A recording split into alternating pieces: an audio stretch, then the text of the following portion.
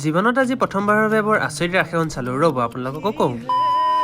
Hello' নমস্কাৰ, I am back with a new video'. বলক আজি আপোনালোক আমাৰ ঘৰৰ ওচৰতে হোৱা এখন ৰাশিখন দেখাওঁ। ঘৰতে ভাত পানী খাই লৈ পেট ভৰ্তি কৰি মই আহি পাই গলো আজি ৰাস চাবলৈ কুঁৱলীৰ ফাকে ফাকে। আহিলে বৰ ধুনীয়া সময়তে পাইছো, একদম গুৰু বন্দনা ষ্টাৰ্ট হৈ গৈছে। ৰ'ব আপোনালোকে কিয় আচৰিত বুলি কৈছো সেইটো কথাওতো আছে নহয়। বলক আপোনালোকক ৰাসখনক দেখাবলৈ আৰম্ভ কৰি দিওঁ।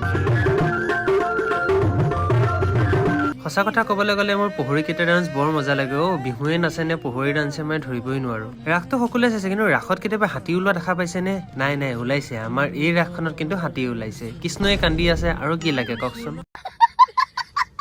এনেকুৱা ৰাস বাৰু ক'ত হ'ব কওকচোন? আমাৰ ইয়াত পাব, আহিব কেতিয়াবা চাবলৈ। অকমান আগবাঢ়ি গৈ বাহিৰলৈ যাওঁতে দেখা পাইছে জুবিন দাৰ ডাঙৰ পোষ্টাৰ এখন লগাই থৈছে। দেখিলে মনটো ভাল লাগি গ'ল। বাহিৰৰ পৰা এপাক ঘূৰি আহিলে দেখা পাইছে নন্দ উৎসৱ ষ্টাৰ্ট হৈ গ'ল। নন্দ উৎসৱ শেষ হোৱাৰ লগে লগে ষ্টাৰ্ট হৈ গ'ল পুতনাৰ নৃত্য। পুতনাৰ নৃত্যৰ চবতকে ইম্পৰ্টেণ্ট হৈছে তাৰ যিটো বেকগ্ৰাউণ্ডত বাজিছে ন মিউজিক আৰু খোলৰ শব্দবোৰ।